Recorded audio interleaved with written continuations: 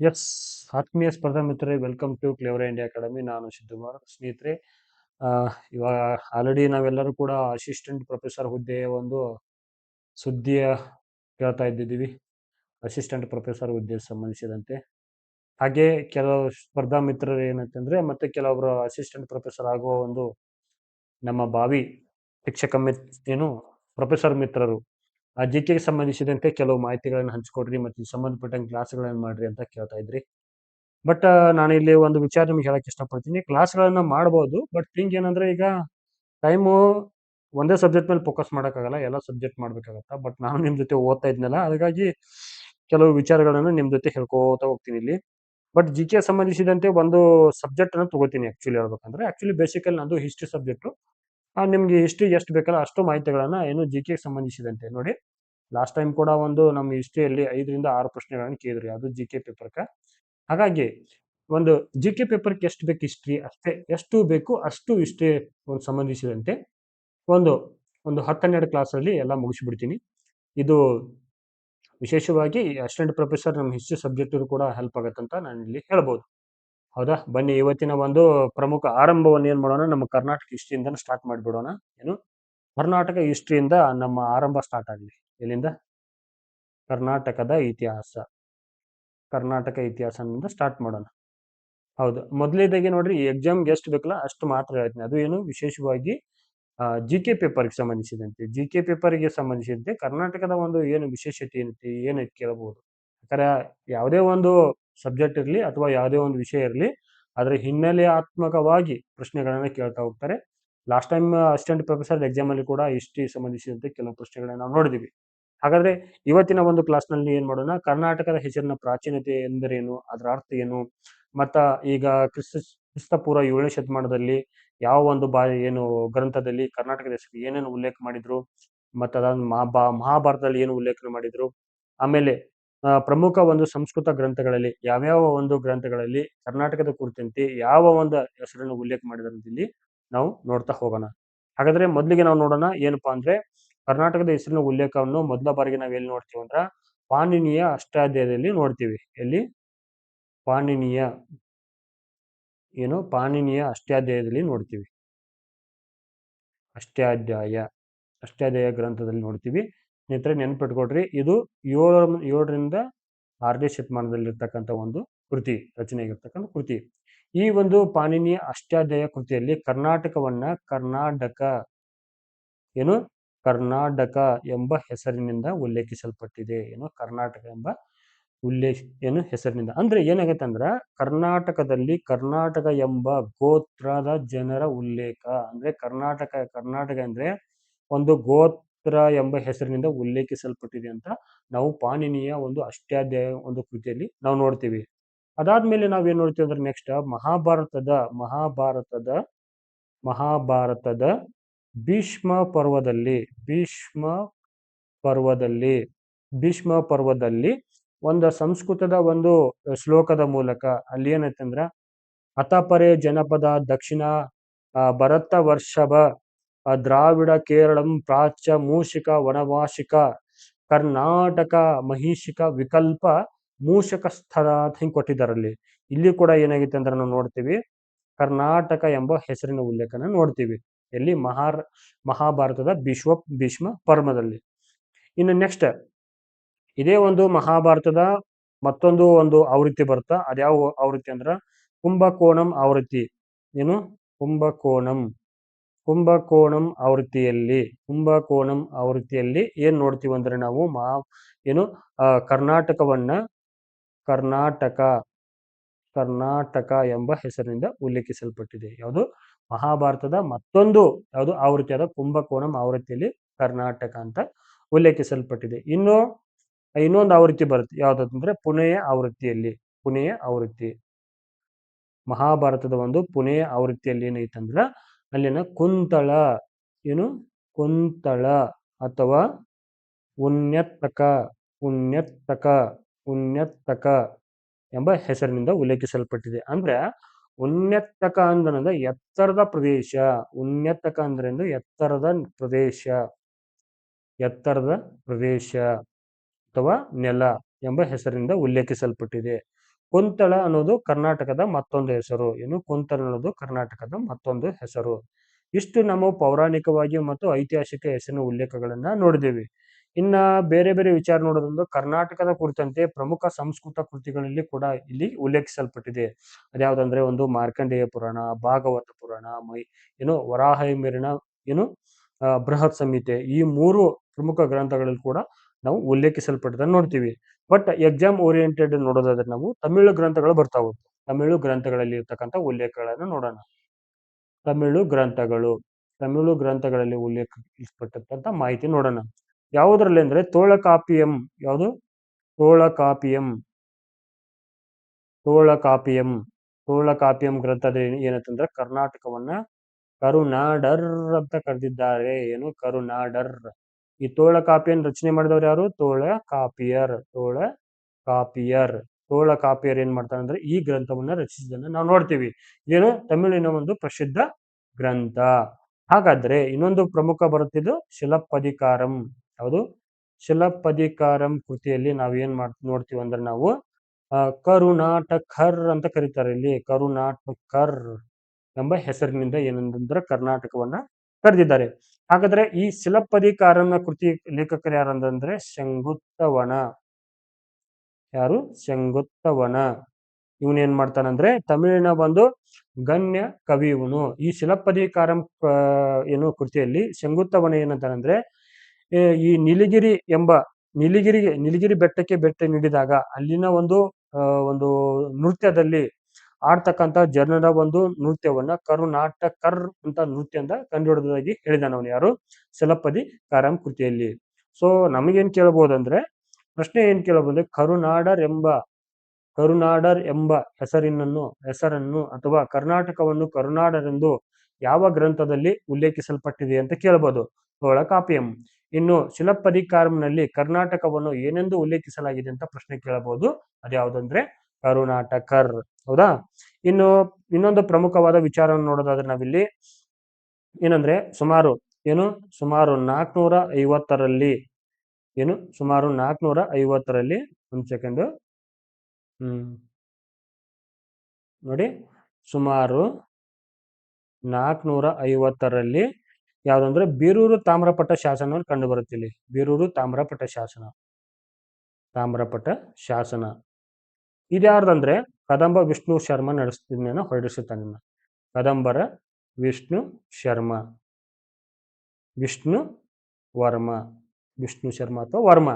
ಈ ಒಂದು ತಾಮ್ರಪಟ್ಟ ಶಾಸನದಲ್ಲಿ ಕರ್ನಾಟಕವನ್ನ ಏನೆಂದು ಉಲ್ಲೇಖಿಸಲ್ಪಟ್ಟಾರ ಅಂದ್ರೆ ಇವನನ್ನ ಏನಂದು ಕರೆದಿದ್ದಾರೆ ಅಂದ್ರೆ ಬಿರುದು. ಆಕ್ಚುಲಿ ಸಮಗ್ರ ಕರ್ನಾಟ ದೇಶ ಭೂವರ್ಗ ಬರ್ತಾರ ಎಂಬ ಬಿರುದಿನಿಂದ ಈ ಕದಂಬರ ವಿಷ್ಣು ಶರ್ಮನನ್ನ ಅಥವಾ ವರ್ಮನನ್ನ ಉಲ್ಲೇಖಿಸಲ್ಪಟ್ಟಿದೆ. ಯಾವುದು? ಕ್ರಿಸ್ತಶಕ 450ರ ಬೀರೂರು ತಾಮ್ರಪಟ್ಟ ಶಾಸನದಲ್ಲಿ ಕದಂಬರ ವಿಷ್ಣು ವರ್ಮನನ್ನ ಸಮಗ್ರ ಕರ್ನಾಟ ದೇಶ ಭೂವರ್ಗ ಬರ್ತಾರ ಎಂಬ ಬಿರುದಿನಿಂದ ವರ್ಣಿಸಲಾಗಿದೆ.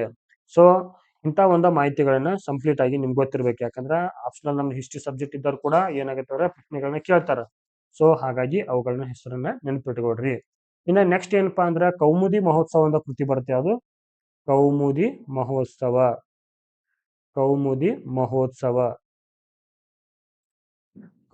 ಮಹೋತ್ಸವ. ಈ ಕೃತಿಯನ್ನ ರಚಿಸಿದವರು ಯಾರಂದ್ರೆ ವಿಜಯ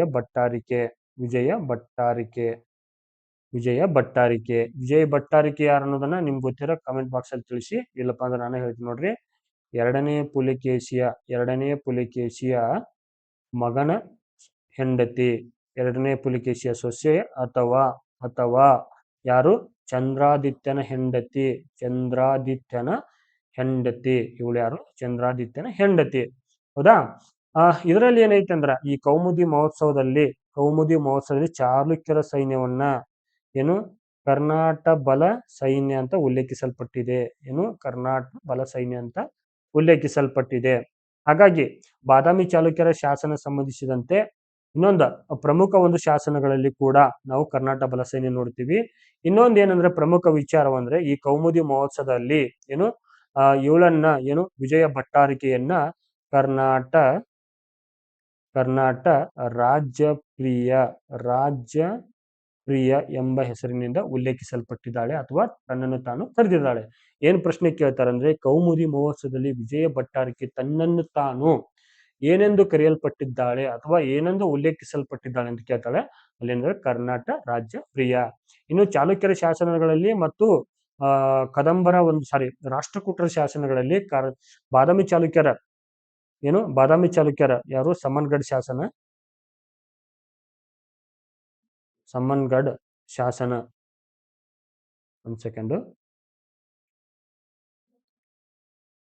ಸಮನ್ಗಢ ಶಾಸನದಲ್ಲಿ ಏನಂತಂದ್ರೆ, ನೆನಪಿಟ್ಕೊಟ್ರಿ, ಇದನ್ನ ಕೇಳ್ತಾನೆ. ಇದನ್ನ ಸಮನ್ಗಢ ಶಾಸನದಲ್ಲಿ ನಾನು ಕರ್ನಾಟಕದ ಒಂದು ಬಲವಾದ ಚಾಲುಕ್ಯರ ಸೈನ್ಯವನ್ನ ನಾನು ಸೋಲಿಸಿದೆ ಅಂತ ಈ ಸಮನ್ಗಢ ಶಾಸನದಲ್ಲಿ ಅವನು ಹೇಳಿದಾನ. ಹಾಗಾಗಿ ಈ ಹೆಸರಿನ ಉಲ್ಲೇಖ ಕೂಡ ನಿಮ್ಗೆ ಗೊತ್ತಿರಲಿ.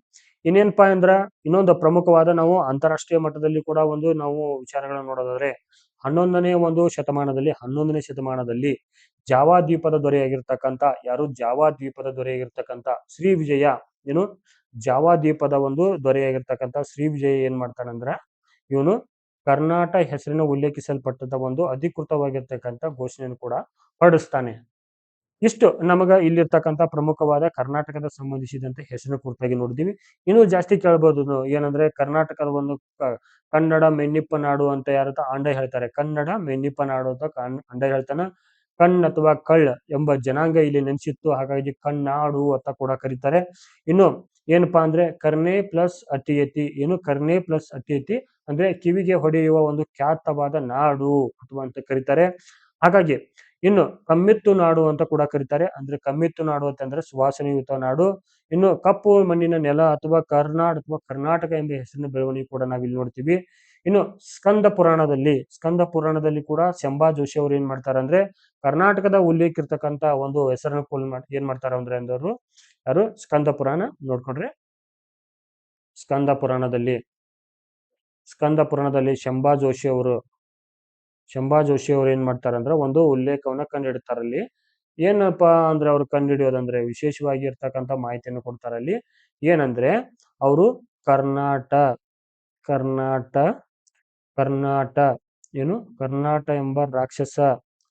ಎಂಬ ರಾಕ್ಷಸ ಅಂದ್ರೆ ಕರ್ನಾಟ ರಾಕ್ಷಸನು ಮಧ್ಯ ಭಾರತದಲ್ಲಿ ಇದ್ದು ಅವನನ್ನು ವಿಂಧ್ಯ ದಕ್ಷಿಣಕ್ಕೆ ಅಟ್ಟಲಾಯಿತು ಎಂಬ ಉಲ್ಲೇಖವನ್ನ ನಾವು ಸ್ಕಂದ ಪುರಾಣದಲ್ಲಿ ನೋಡ್ತೀವಿ. ಇದನ್ನು ಕಂಡುಹಿಡಿದವರು ಯಾರಂದ್ರೆ ಶಂಭಾ ಜೋಶಿ ಅವರು. ಹೌದಾ? ಇಷ್ಟು ನಮಗ ಪ್ರಮುಖವಾಗಿರ್ತಕ್ಕಂಥ ಕರ್ನಾಟಕದ ಹೆಸರಿನ ಪ್ರಾಚೀನತೆಗೆ ಸಂಬಂಧಿಸಿದಂತ ಆ ಮಾಹಿತಿಗಳನ್ನ ನೋಡ್ತಾ ಬರ್ತಿದ್ದೀವಿ. ಇನ್ನು ನೆಕ್ಸ್ಟ್ ಏನಂದ್ರೆ, ಇಂಪಾರ್ಟೆನ್ಸ್ ಆಫ್ ಹಿಸ್ಟ್ರಿ ಆಫ್ ಕರ್ನಾಟಕವನ್ನು ನೋಡೋದಾದ್ರೆ ನಮ್ಮ ಕರ್ನಾಟಕದ ಸ್ವಾತಂತ್ರ್ಯ ಹೋರಾಟಗಾರರಲ್ಲಿ ಪ್ರಮುಖರಾಗಿ ನಾವು ಆಲೂರು ವೆಂಕಟರಾಯರನ್ನು ನೋಡ್ತೇವೆ. ಆಲೂರು ವೆಂಕಟರಾಯರನ್ನ ನೋಡ್ತೀವಿ. ಇವ್ರೇನ್ ಹೇಳ್ತಾರಂದ್ರೆ, 1917ರಲ್ಲಿ ಏನ್ ಮಾಡ್ತಾರಂದ್ರೆ, ಕರ್ನಾಟಕ ಗತ ವೈಭವ ಎಂಬ ಕೃತಿಯನ್ನ ರಚನೆ ಮಾಡ್ತಾರೆ.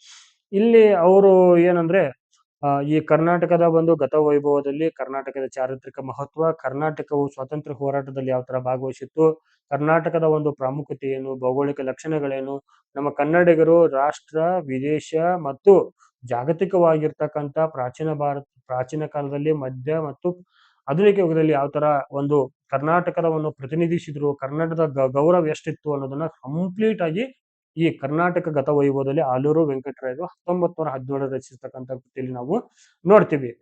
ಇನ್ನು ಪ್ರಮುಖವಾಗಿ ಟಿಪ್ಪುವಿನ ಆಡಳಿತದಲ್ಲಿ ಕೂಡ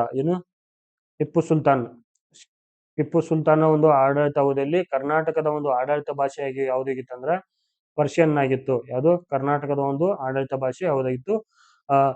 ಪರ್ಷಿಯನ್ ಆಗಿತ್ತು. ಈ ಕುರಿತಾಗಿ ನಾವು ಯಾಲ್ಲಿ ನೋಡ್ತೀವಿ ಅಂದ್ರೆ, ಅವರ ಕಾಲದ ಒಬ್ಬ ಇತಿಹಾಸಕಾರ ಬರ್ತಾನೆ, ಅವರು ಕಿಮ್ರಾನಿ. ಇವನು ಏನ್ ಮಾಡ್ತಾನೆ, ಸಂಪೂರ್ಣವಾದ ಮಾಹಿತಿಗಳನ್ನ ಅಲ್ಲಿ ಕೊಡ್ತಾನೆ. ಯಾವುದು? ಕರ್ನಾಟಕದ ಸಂಬಂಧಿಸಿದ ಪರ್ಷಿಯನ್ ಭಾಷೆಯಲ್ಲಿರ್ತಕ್ಕಂಥ ಮಾಹಿತಿಯನ್ನು ಕೊಡ್ತಾನೆ. ಬಟ್ ಹಿಂಗ್ ಏನಾಗತ್ತೆ ಅಂದ್ರ, ಈ ಆಡಳಿತ ಭಾಷೆ ಏನಾಗತ್ತೆ ಅಂದ್ರ ಪರ್ಷಿಯನ್ ಬಳಸೋದ್ರಿಂದ ಸ್ಥಳೀಯ ಜನರಲ್ಲಿ ಏನಾಗುತ್ತೆ, ಅಸಮಾಧಾನ ಉಂಟಾಗ್ತೈತಿ. ಇದರಿಂದ ಏನಾಗೈತೆ ಅಂದ್ರೆ, ಕಂದಾಯ ಸಂಗ್ರಹಣೆಯಲ್ಲಿ ಕೂಡ ಕುಂಠಿತ ಬೆಳವಣಿಗೆ ನೋಡ್ತೀವಿ. ಹಾಗಾದ್ರೆ ಭಾಷೆಯ ಪ್ರಾಮುಖ್ಯತೆ ಕಂದಾಯ ಮತ್ತು ಆರ್ಥಿಕತೆ ಮೇಲೆ ಬೀಳ್ತಕ್ಕಂಥ ಪ್ರಮುಖವಾದ ವಿಚಾರವನ್ನು ಕೂಡ ನಾವಿಲ್ಲಿ ನೋಡ್ತೀವಿ. ಇನ್ನೊಂದು ಪ್ರಮುಖವಾಗಿರ್ತಕ್ಕಂಥ ವಿಚಾರ ನೋಡೋದಾದ್ರೆ, ನಾವು ಪದವನ್ನು ಕೇಳ್ತೀವಿ. ಏನು? ಕ್ಷತ್ರಿಯ, ಕರ್ನಾಟಕ ಕ್ಷತ್ರಿಯ.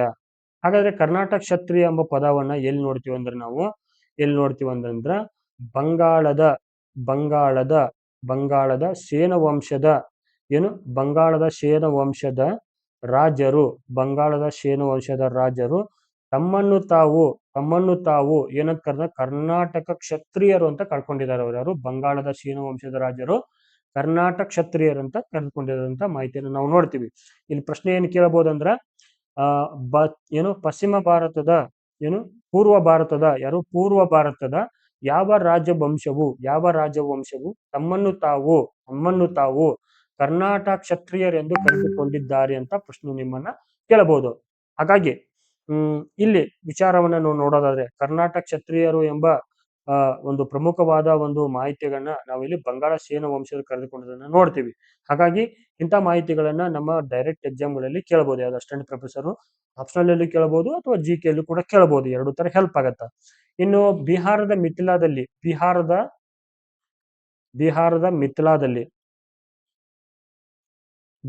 ಮಿಥಿಲಾದಲ್ಲಿ ಏನೈತೆ ಅಂದ್ರ ಕರ್ನಾಟ ವಂಶ ಅಂತ ರಾಜ್ಯ ಮಾಡ್ತಾನೆ ನೋಡ್ತೀವಿ ನಾವಿಲ್ಲಿ.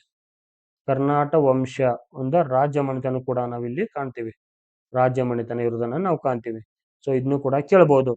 ಹಾಗಾದ್ರೆ ಇನ್ನು ಕನ್ನಡದ ಮೊದಲಗಳಲ್ಲಿ ನೋಡೋದಾದ್ರೆ ಕರ್ನಾಟಕದಲ್ಲಿ ಇರ್ತಕ್ಕಂಥ ಒಂದು ಕೈಗಾರಿಕಾ ಭಾಗವಾಗಿ ನೋಡೋದಾದ್ರೆ ಏನಂದ್ರೆ ಕರ್ನಾಟಕ ದೇಶದಲ್ಲಿ ಪ್ರಥಮ ಬಾರಿಗೆ ಜಲವಿದ್ಯುತ್ ಉತ್ಪಾದನೆ ಮಾಡಿದನ್ನ ನೋಡ್ತೀವಿ. ಮೊದಲಲ್ಲಿ ಏನಾಗಿತ್ತು ಅಂದ್ರೆ ಕರ್ನಾಟಕದಲ್ಲಿ ಜಲವಿದ್ಯುತ್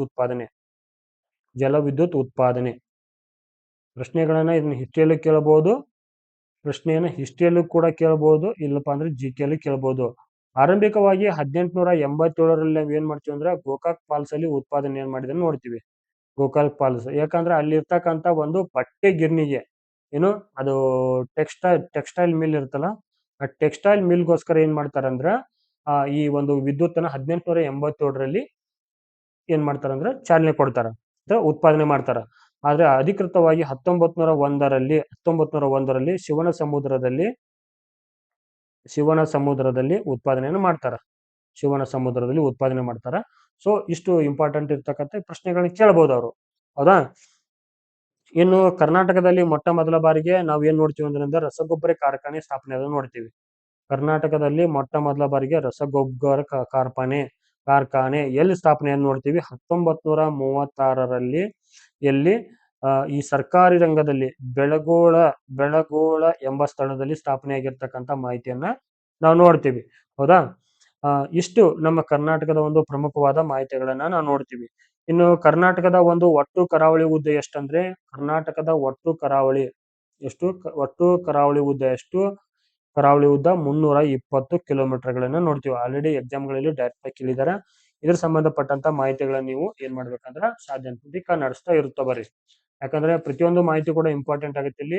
ಜಿಯೋಗ್ರಫಿಕಲ್ ಕಂಡೀಷನ್ ಇಂಪಾರ್ಟೆಂಟ್ ಆಗುತ್ತಾ.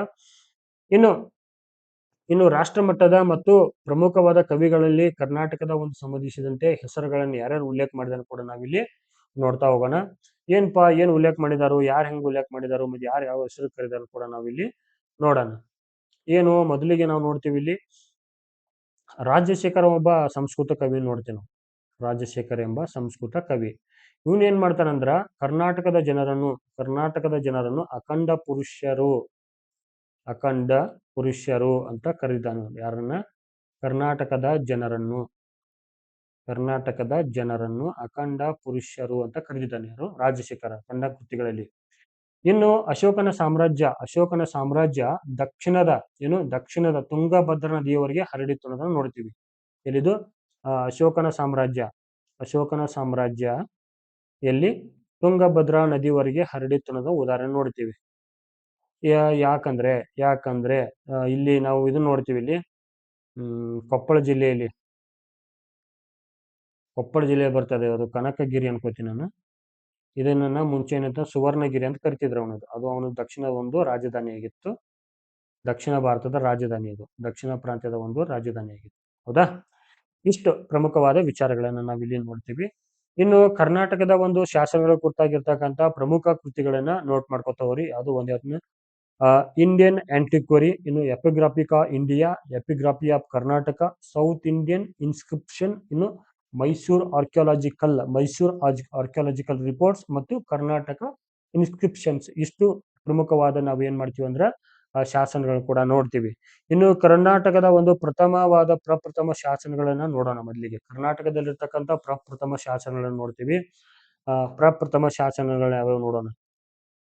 ಕರ್ನಾಟಕದ ಮೊದಲ ಶಾಸನಗಳು ನೋಟ್ ಮಾಡ್ಕೊಡ್ರಿ. ಆಪ್ಷನಲ್ ಹಿಸ್ಟರಿಗೆ ತುಂಬಾ ಹೆಲ್ಪ್ಫುಲ್ ಆಗ್ತಿದ್ದು ನೋಡ್ರಿ. ಅಶೋಕನ ಮೊದಲ ಶಾಸನಗಳು ನೋಡ್ತೀವಿ ಕರ್ನಾಟಕದಲ್ಲಿ. ಅಶೋಕನ ಶಾಸನಗಳು, ಅದರಲ್ಲಿ ಆರು ಲಘು ಶಾಸನಗಳನ್ನು ನೋಡ್ತೀವಿ ನಾವು. 6 ಲಘು ಶಾಸನಗಳನ್ನು ನೋಡ್ತೀವಿ. ಹೌದಾ, ಯಾವ್ಯಾವ್ದು ಏನು ಅನ್ನೋದನ್ನ ಇಲ್ಲಿ ನೋಡೋಣ. ಒಂದನೇದು ನಾವು ನೋಡ್ತೀವಿ ಮಸ್ಕಿ ಶಾಸನ. ಈ ಶಾಸನದಲ್ಲಿ ಏನೈತೆ ಅಂದ್ರೆ ಅಶೋಕನನ್ನ ದೇವನಾಂಪಿಯ ಪ್ರಿಯದರ್ಶಿ ಅಶೋಕ ಅಂತ ಉಲ್ಲೇಖ ಮಾಡೋದನ್ನು ನೋಡ್ತೀವಿ. ಮೊಟ್ಟ ಮೊದಲ ಬಾರಿಗೆ ಅಶೋಕನ ಹೆಸರು ಮತ್ತು ಬಿರುದುಗಳನ್ನು ಒಂದು ಉಲ್ಲೇಖ ಮಾಡಿರ್ತಕ್ಕಂಥ ವಿಚಾರ ನೋಡ್ತೀವಿ ಇಲ್ಲಿ ಮಸ್ಕಿ ಶಾಸನದಲ್ಲಿ. ಈ ಮಸ್ಕಿ ಶಾಸನ 1915ರಲ್ಲಿ ಸಿ ಬೇಡನ್ ಅಥವಾ ಚಾರ್ಲ್ಸ್ ಬೇಡನ್ ಏನು ಕಂಡುಹಿಡಿತಾನ. ಇಲ್ಲಿರ್ತಕ್ಕಂಥ ಶಾಸನಗಳ ಕರ್ನಾಟಕದ ಅಷ್ಟು ಶಾಸನಗಳ ಭಾಷೆ ಏನು ಪ್ರಾಕೃತ, ಅದು ನೆನಪಿರ್ಲಿ. ಆರಂಭಿಕವಾಗಿ ಹೇಳ್ಬೇಕಾಗಿತ್ತು ನಾನು. ಪ್ರಾಕೃತ ಮತ್ತೆ ಲಿಪಿ ಯಾವುದಿಲ್ಲಿ? ಬ್ರಾಹ್ಮಿ ಲಿಪಿ. ಹೌದಾ. ಇನ್ನು ಕೊಪ್ಪಳ ಜಿಲ್ಲೆಯಲ್ಲಿರ್ತಕ್ಕಂಥ 2 ಶಾಸನಗಳನ್ನು ನೋಡ್ತೀವಿ. ಅದ್ಯಾವ್ದಂದ್ರೆ ಒಂದು ಗವಿಮಠ ಮತ್ತು ಪಾಲ್ಕಿಗುಂಡ. ಯಾವುದು? ಗವಿಮಠ ಮತ್ತು ಪಾಲ್ಕಿಗುಂಡ. 2 ಶಾಸನಗಳನ್ನು ನೋಡ್ತೀವಿ. ಎಲ್ಲಿ? ಕೊಪ್ಪಳ ಜಿಲ್ಲೆಯಲ್ಲಿರ್ತಕ್ಕಂಥ 2 ಶಾಸನಗಳು. ಇನ್ನು ಅದಾದ್ಮೇಲೆ ನೋಡ್ತೀವಿ ಚಿತ್ರದುರ್ಗದಲ್ಲಿರ್ತಕ್ಕಂಥ ಶಾಸನಗಳು ಯಾವುದು? ಸಿದ್ದಾಪುರ, ಆಮೇಲೆ ಬ್ರಹ್ಮಗಿರಿ, ಇನ್ನೊಂದು ಜಟಿಂಗ ರಾಮೇಶ್ವರ. ಯಾವುದು? ಇನ್ನೊಂದು ಜಟಿಂಗ ರಾಮೇಶ್ವರ. ಈ 3 ಶಾಸನಗಳನ್ನ ಎಲ್ಲಿ ನೋಡ್ತೀವಿ ಅಂದ್ರೆ ನಾವು ಚಿತ್ರದುರ್ಗದಲ್ಲಿ ಕಾಣ್ತೀವಿ. 3 ಶಾಸನಗಳನ್ನು. ಹೌದಾ. ಇದಾದ್ಮೇಲೆ ಇನ್ನು ಬಳ್ಳಾರಿಯಲ್ಲಿ ನಿಟ್ಟೂರು ಮತ್ತು ಉದಯಗೋಳಂ. ಈ 2 ಶಾಸನಗಳನ್ನ ಎಲ್ಲಿ ಕಾಣ್ತೀವಿ ನಾವು? ಬಳ್ಳಾರಿಯಲ್ಲಿ ಕಾಣ್ತೀವಿ. ಅದರ ಜೊತೆ ಇನ್ನೊಂದು ಯಾವ್ದಂದ್ರೆ ಮೋಸ್ಟ್ ಇಂಪಾರ್ಟೆಂಟ್ ಯಾವ್ದಂದ್ರೆ ಕನಗನಹಳ್ಳಿ, ಇನ್ನೊಂದು ಸನ್ನತಿ. ಇದನ್ನೆಲ್ಲಿ? ಕಲಬುರಗಿ ಜಿಲ್ಲೆಯಲ್ಲಿ ನೋಡ್ತೀವಿ. ಇನ್ನು ಯಾವ್ಯಾವ ಶಾಸನದ ಏನೇನ್ ಮಾಡ್ತಾರೆ ಅಂದ್ರೆ ಒಂದೊಂದು ಪ್ರಮುಖವಾದ ಮಾಹಿತಿಗಳನ್ನ ನೋಡೋಣ. ಬಟ್ ಇಂಪಾರ್ಟೆಂಟ್ ಅಂದ್ರೆ ಅಶೋಕನ ಹೆಸರುಗಳು ಏನೆಲ್ಲಿ ಕೇಳ್ತಾರ. ಈ ಮಸ್ಕಿ ಶಾಸನದೊಳಗೆ ಏನಾಗುತ್ತೆ ಅಂದ್ರೆ ಅಶೋಕನ ಸಂಬಂಧಪಟ್ಟಂತ ಹೆಸರು ಉಲ್ಲೇಖ ಮಾಡಿದ್ ನೋಡ್ತೀವಿ. ದೇವನಾಂಪ್ರಿಯ ಅಶೋಕ. ಇನ್ನು ಕನಗನಹಳ್ಳಿ ಶಾಸನದಲ್ಲಿ ಒಂದ್ಸಲ UPSC ಕ್ವಶನ್ ಆಗಿತ್ತು. UPSC IAS ಪ್ರಶ್ನೆ ಆಗಿತ್ತು. ಏನಂದ್ರೆ ರ್ಯಾನೋ ಅಶೋಕ ಎಂಬ ಹೆಸರಿನಿಂದ ಉಲ್ಲೇಖ ಮಾಡಿದ್ರು. ಎಲ್ಲಿ? ಕನಗನಹಳ್ಳಿ ಶಾಸನ. ಇದು UPSC ಪ್ರಶ್ನೆ ಇದು. ಇನ್ನು ನಿಟ್ಟೂರು ಶಾಸನದಲ್ಲಿ ಕೂಡ ಅಶೋಕನ ಹೆಸರು ನೋಡ್ತೀವಿ. ಇನ್ನು ಬ್ರಹ್ಮಗಿರಿ ಶಾಸನದಲ್ಲಿ ಪ್ರಮುಖವಾಗಿ ಇಶಿಲ ಎಂಬ ಪದದ ಉಲ್ಲೇಖ ನೋಡ್ತೀವಿ. ಇಲ್ಲಿ ಇಶಿಲ ಎಂಬ ಪದ. ಇಶಿಲ ಎಂದರೆ ಕನ್ನಡದಲ್ಲಿ ಕೋಟೆ ಎಂದರ್ಥ. ಇದು ಕನ್ನಡದ ಮೊಟ್ಟ ಮೊದಲ ಒಂದು ಪದ ಅಂತ ಕೂಡ ಅದನ್ನ ಬಳಕೆ ಮಾಡ್ತಾರೆ. ಯಾವುದು? ಬ್ರಹ್ಮಗಿರಿ ಶಾಸನ ಸಂಬಂಧಪಟ್ಟಂತೆ. ಇಷ್ಟು ಪ್ರಮುಖವಾದ ಅಶೋಕನ ಶಾಸನಗಳನ್ನ ನಾವು ಕರ್ನಾಟಕದಲ್ಲಿ ನೋಡ್ತೀವಿ. ಇನ್ನು ಕರ್ನಾಟಕದ ಒಂದು ಶಕ ಸಂವತ್ಸರ ಉಲ್ಲೇಖ ಬಗ್ಗೆ ನೋಡೋಣ. ಸಂವತ್ಸರದ ಉಲ್ಲೇಖ ಮೊಟ್ಟ ಮೊದಲ ಬಾರಿಗೆ ಎಲ್ಲೈತೆ ಅಂದ್ರ ಇಲ್ಲಿ ಐಹೊಳೆ ಶಾಸನದಲ್ಲಿ ನೋಡ್ತೀವಿ ನಾವು. ಐಹೊಳೆ ಶಾಸನ ಯಾರು ರಚನಿಸಿದ ಅಂದ್ರೆ ರವಿಕೀರ್ತಿ. ಈ ಐಹೊಳೆ ಶಾಸನ ಎಲ್ಲಿ ಕಂಡು ಬರ್ತದೆ ಅಂದ್ರೆ ಬಾಗಲಕೋಟೆ ಜಿಲ್ಲೆಯಲ್ಲಿ ಕಂಡು ಬರುತ್ತೆ. ಈ ಐಹೊಳೆ ಶಾಸನದಲ್ಲಿ ನಾವೇನೈತೆ ನರ್ಮದಾ ನದಿ ಕದನ ಬಗ್ಗೆ ಸಂಪೂರ್ಣವಾದ ಮಾಹಿತಿಗಳನ್ನ ಇಲ್ಲಿ ನೋಡ್ತೀವಿ. ನರ್ಮದಾ ನದಿ ಕದನ it was held between the ಎರಡನೇ ಪುಲಕೇಶಿ ವರ್ಸಸ್ ಯಾರು? ಹರ್ಷವರ್ಧನ. ಬಟ್ ಇಲ್ಲಿ ಏನಾಗತ್ತಾರೆ? ಹರ್ಷವರ್ಧನ್ಗೆ ಸೋಲಾಗುತ್ತ, ಈ ಪುಲಕೇಶಿ ಗೆಲುವಾಗುತ್ತ. ಹೌದಾ. ಇಷ್ಟು ಪ್ರಮುಖವಾದ ಮಾಹಿತಿಗಳನ್ನ ನೋಡ್ತೀವಿ. ಮತ್ತೆ ಕರ್ನಾಟಕದಲ್ಲಿ ಅತಿ ಹೆಚ್ಚು ಶಾಸನಗಳು ಕಂಡು ಬರೋದಂದ್ರೆ ಗಂಗರ ಶಾಸನಗಳು. ಮತ್ತಿನ ಕರ್ನಾಟಕದಲ್ಲಿರ್ತಕ್ಕಂಥ ಪ್ರಮುಖವಾದ ತಾಮ್ರಪಟ್ಟ ಶಾಸನಗಳನ್ನ ನೋಡೋಣ. ಕರ್ನಾಟಕದ ಸಂಬಂಧಿಸಿದಂತೆ ಪ್ರಮುಖವಾದ ತಾಮ್ರಪಟ್ಟ ಶಾಸನಗಳು ಕೇಳ್ತಾನ. ಎಕ್ಸಾಮ್ಗೆ ಡೈರೆಕ್ಟ್ ಆಗಿ ಕೇಳ್ತಾನ. 100% ಕೇಳ್ತಾನ. ನೋಡ್ಕೊಡ್ರಿ. ಏನು ಪ್ರಮುಖವಾದ ತಾಮ್ರಪಟ್ಟ ಶಾಸನಗಳನ್ನ ನೋಡೋಣ. ಒಂದು ಕನ್ನಡದ ಮೊಟ್ಟ ಮೊದಲ ತಾಮ್ರಪಟ್ಟ ಶಾಸನ ಯಾವುದಂದ್ರೆ ಬೆಳಮಣ್ಣು ತಾಮ್ರಪಟ್ಟ ಶಾಸನ. ಯಾವುದು? ಬೆಳಮಣ್ಣು ತಾಮ್ರಪಟ್ಟ ಶಾಸನ. ಇದು ಕನ್ನಡದ ಮೊಟ್ಟ ಮೊದಲ ತಾಮ್ರಪಟ್ಟ ಶಾಸನ. ಇದು ಕರ್ನಾಟಕದ, ಬರ್ಕೋರಿ, ಕರ್ನಾಟಕದ ಮೊಟ್ಟ ಮೊದಲ ತಾಮ್ರಪಟ್ಟ ಶಾಸನ. ಹೌದಾ? ಕೇಳ್ಬೋದು, ಡೈರೆಕ್ಟ್ ಆಗಿ ಕೇಳ್ಬೋದು. ನಿಮ್ಗೆ ನಾ ಹೇಳಿದ್ ನಾನು. ಇನ್ನು ಸಮನ್ಗಢ ಶಾಸನ ನೋಡ್ಕೊಡ್ರಿ. ಸಮನ್ಗಢ ಶಾಸನ ಇದು ಯಾರ್ದಂದ್ರೆ ದಂತಿದುರ್ಗ ಸಂಬಂಧಪಟ್ಟಂತ ಮಾಹಿತಿಯನ್ನು ಕೊಡ್ತೈತೆ. ಯಾರು? ರಾಷ್ಟ್ರಕೂಟರ ಸ್ಥಾಪಕ ಯಾರು? ಇಲ್ಲಿ ಏನಂತ ಇವನು ಏನ್ ಹೇಳ್ತಾರ, ನಾನು ಕರ್ನಾಟಕ ಬಲ ಸೈನ್ಯವನ್ನ ನಾನು ಸೋಲಿಸಿ ಅಧಿಕಾರಕ್ಕೆ ಬಂದೆ ಅಂತ ಹೇಳ್ತಾರೆ. ಯಾರು? ದಂತಿದುರ್ಗ. ಇನ್ನು ತಾಳೆಗಾಂವ್ ಶಾಸನ ಬರುತ್ತೆ. ಇನ್ನೊಂದು ತಾಳೆಗಾಂವ್ ಶಾಸನ ಇದ್ಯಾರ್ದಂದ್ರೆ ಒಂದನೇ ಕೃಷ್ಣ. ಯಾರು? ರಾಷ್ಟ್ರಕೂಟರ ಒಂದನೇ ಕೃಷ್ಣದಿಂದದು. ಇನ್ನು ಜಿಟ್ಟಾಯಿ ತಾಮ್ರಪಟ್ಟ ಶಾಸನ ಬರುತ್ತಾ? ಯಾವುದು? ಜಿಟ್ಟಾಯಿ ತಾಮ್ರಪಟ್ಟ ಶಾಸನ ಯಾರಿಗೆ ಅಂತ ಕೇಳ್ಬೋದು. ಇದು ಜಿಟ್ಟಾಯಿ ಶಾಸನ ಯಾವ್ದಿದು? ರಾಷ್ಟ್ರಕೂಟರ ಧ್ರುವಂದಿದು. ಇನ್ನು ಸಂಜಾನ ತಾಮ್ರಪಟ್ಟ ಶಾಸನ. ಯಾರು? ಸಂಜಾನ ತಾಮ್ರಪಟ್ಟ ಶಾಸನ. ಇದು ಒಂದನೇ ಅಮೋಘ ವರ್ಷ.